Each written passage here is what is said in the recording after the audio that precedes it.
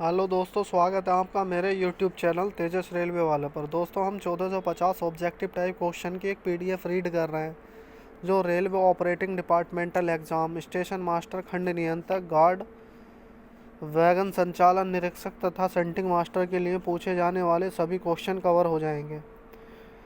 और ये इस सीरीज का 17वां पार्ट होने वाला है। इससे पहले हम 16 पार्ट कवर कर चुके हैं। प्रत्येक पार्ट में 50 क्वेश्चन कवर कर रहे हैं।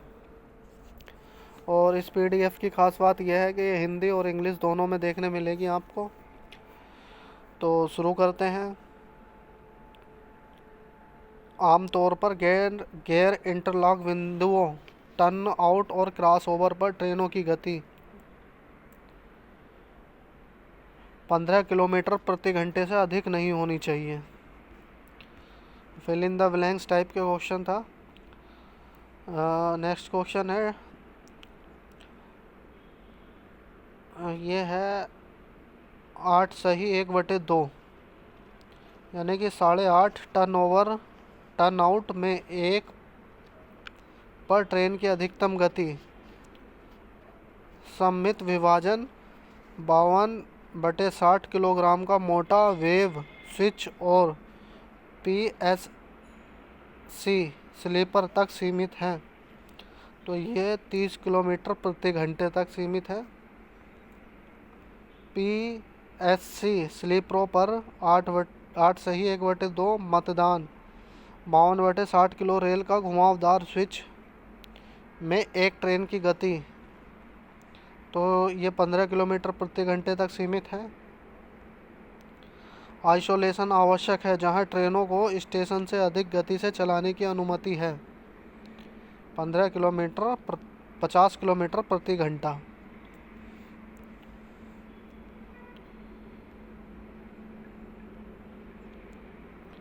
पीछे में SM की पूर्व अनुमति से इंजन को धक्का देने की अनुमति है।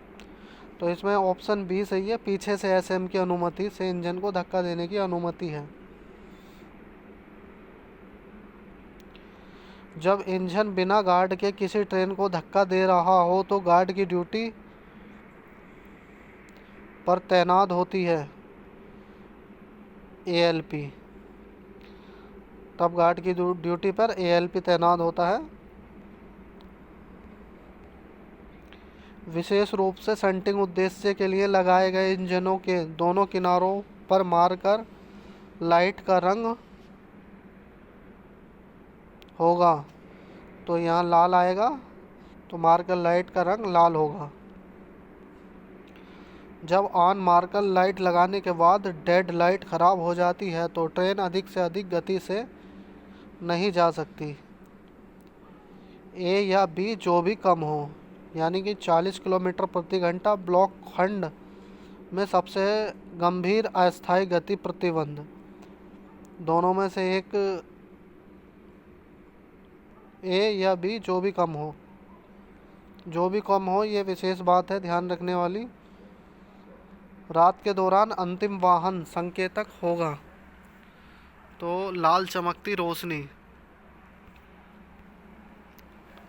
आमतौर पर साइड लाइट ट्रेन के इंजन की ओर दिखाई देगी। सफ़ेद रंग।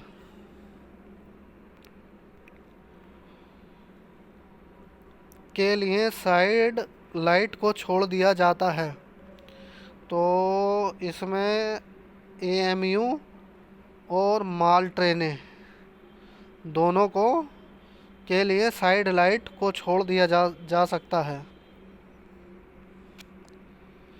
एक सहायक इंजन के पीछे क्या तय किया जाएगा जब इसे एक ट्रेन के पिछले हिस्से में जोड़ा जाएगा? या तो A या B, यानी कि टेल बोर्ड, टेल लैंप, दोनों में से कोई एक। यह सुनिश्चित करना गार्ड का कर्तव्य होगा कि वो पिछले वाहन में लगा हो। टेल लैंप या टेल बोर्ड, A या B दोनों में से ये गार्ड का कर्तव्य होगा। हल्के इंजन या युग्मित इंजन पीछे में रेड मार्कर लाइट। एसएम को जो घंटी संकेत देना होता है वह बिना टेल लैंप टेल बोर्ड पीछे के स्टेशन पर के बिना गुजरती हुई ट्रेन को देखता है, जहां बीपीएसी प्रदान नहीं किया जाता। तो 6 पॉज 3 इसका सही ऑप्शन है, 6 पॉज 3 यानी सी आंसर होगा इसका। एसएम को जो घंटी का संकेत देता है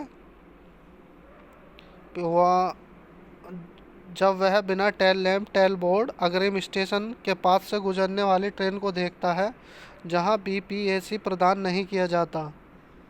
तो इसका भी 6 पॉज 2 नहीं, इसका 6 पॉज 2 है और पिछले स्टेशन के मामले में 6 पॉज 3 था और अगले स्टेशन के मामले में 6 पॉज 2।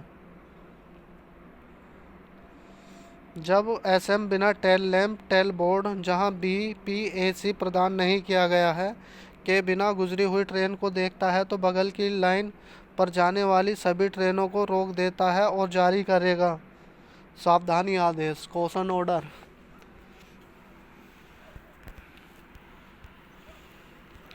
गार्ड अगले महत्वपूर्ण स्टेशन के स्टेशन मास्टर को ट्रेन के संचालन में किसी भी ठहराव या अन्य अनियमितताओं को रिपीट करेगा और टी और सीटीआर में विवरण दर्ज करेगा और एक विशेष रिपोर्ट को भेजेगा। तो ये डीआरएम को भेजेगा। ओटीएल बीवी उपकरण का पूर्ण रूप है, तो वन टाइम लॉक, ओटीएल का वन टाइम लॉक। उप मूल स्टेशन के एसएम टीएनसी रजिस्टर में बीपी उपकरण की शुद्धता और उपलब्धता को रिकॉर्ड करेंगे और की पावती प्राप्त करेंगे, यानी गार्ड की पावती प्राप्त करेंगे। इसमें गार्ड को फिल इन द ब्लैंक्स में फिल किया जाएगा। गार्ड अग्निशामकों का आवधिक प्रतिस्थापन एक बार में लिया जाएगा, यानी कि 12 महीने में लिया जाएगा। गंतव्य स्टेशन पर गार्ड को ओटीएल की अक्षुण्णता के बारे में पावती प्राप्त करनी होगी और में उस एसएस या SE/JECNW द्वारा सील करना होगा। तो रफ जर्नल या वीजी। आपात स्थिति के मामले में सहायक लोको पायलट को ट्रेन को निकटतम बिंदु तक चलाने के लिए अधिकृत किया जा सकता है, जहां उसे राहत दी जा सकती है, गति से अधिक नहीं। तो ये 40 किलोमीटर प्रति घंटे से अधिक नहीं। इंजन पर किसी भी समय इंजन चालक दल सहित अधिकारियों कर्मचारियों की संख्या आपात स्थिति को छोड़कर 5 होनी चाहिए। गार्ड सहित मालगाड़ियों के ब्रेक वाहन में यात्रा करने की अनुमति व्यक्तियों की संख्या से अधिक नहीं होनी चाहिए। ये 6 से अधिक नहीं होनी चाहिए गार्ड सहित। आपात स्थिति में बिना ब्रेक वाहन वाली गाड़ी को किसके द्वारा आदेश दिया जा सकता है, यानी कि सीनियर डीओम या डीओम, दोनों में से कोई एक के द्वारा। एक यात्री मेल और एक्सप्रेस ट्रेनों के एसएलआर के पिछले हिस्से में अधिकारी निरीक्षक कोच के अलावा अधिकतम कोचों को जोड़ा जा सकता है।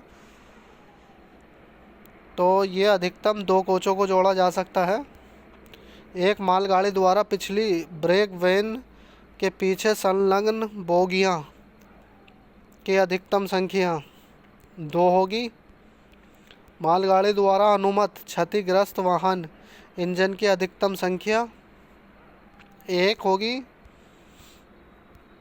क्षतिग्रस्त वाहन इंजन को एसएम द्वारा मालगाड़ी से जोड़ा जाएगा, केवल से 2 प्रतियों में लिखित सूचना प्राप्त होगी, यानी TXR या SSC/लोको।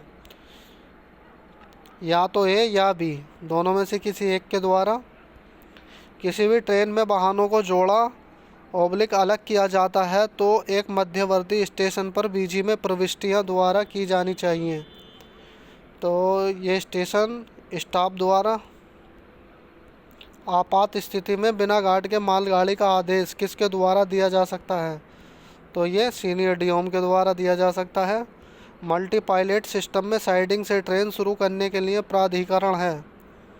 पायलट प्रभारी द्वारा जारी लिखित प्राधिकरण।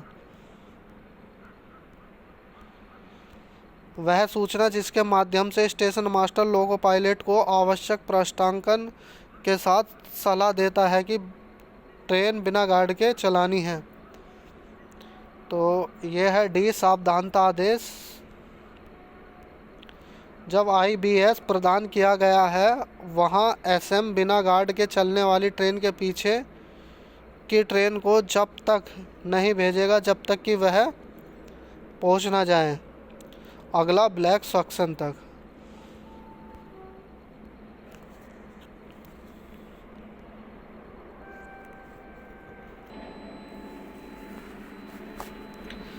स्वचालित ब्लॉक क्षेत्र में किसी भी ट्रेन को बिना ब्रेक वाहन ओब्लिक गार्ड के ट्रेन का पीछा करने की अनुमति नहीं दी जाएगी जब तक कि वह अगले पर पूरी तरह न जाए। रिपोर्टिंग स्टेशन तक। इस दौरान बिना गार्ड के मालगाड़ी चलाना सख्त वर्जित है। तूफानी मौसम, संचार का कुल रुकावट, अस्थायी सिंगल लाइन काम कर रहा है तो ये उपरोक्त सभी के मामले में बिना गार्ड के नहीं चलाई जाएगी। जब SM को किसी ट्रेन में हॉट एक्सल की सूचना मिलती है तो इसे अधिमानत स्वीकार किया जाएगा। तो मुख्य लाइन।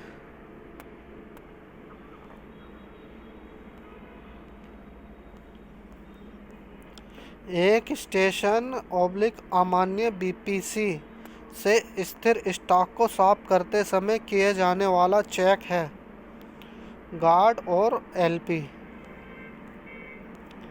जब भी ट्रेन का इंजन बदला जाता है तो यह परीक्षण किया जाएगा ब्रेक निरंतरता।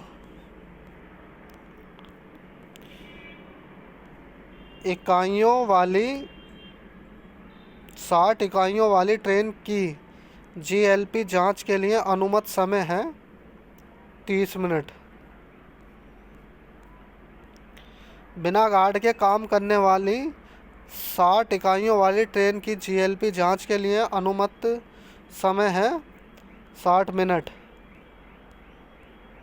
स्टेशन पर लोको पायलट को के आदेशों का पालन करना होता है तो ये SM स्टेशन मास्टर के नियमों का पालन करना होता है।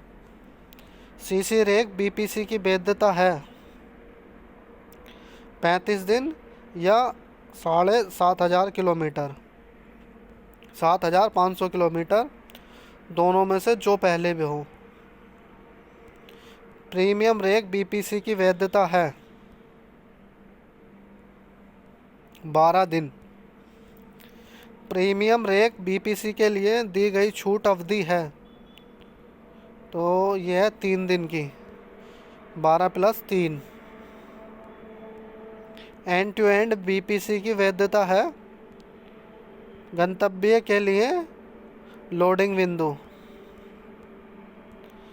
SM से ट्रेन के माध्यम से चलने के लिए सभी सही सिग्नल दिखाने के लिए पॉइंट्समैन की व्यवस्था करेगा। ऑफ साइड की व्यवस्था करेगा ऑफ साइड पर। निम्नलिखित को ऑल राइट सिग्नल के आदान प्रदान में से छूट दी गई है तो ये DMU और EMU के LP को। सामान्य रूप से मालगाड़ियों को चलाने में लगने वाला समय इंजन लगाने के बाद सामान्य रूप से मालगाड़ियों को चलाने के लिए लगने वाला समय इंजन लगने के बाद होगा 45 मिनट। तो दोस्तों ये हमारा 17वां पार्ट कंप्लीट हो गया है। वीडियो अच्छा लगा है तो लाइक कर लीजिए और चैनल सब्सक्राइब कर लीजिए। धन्यवाद।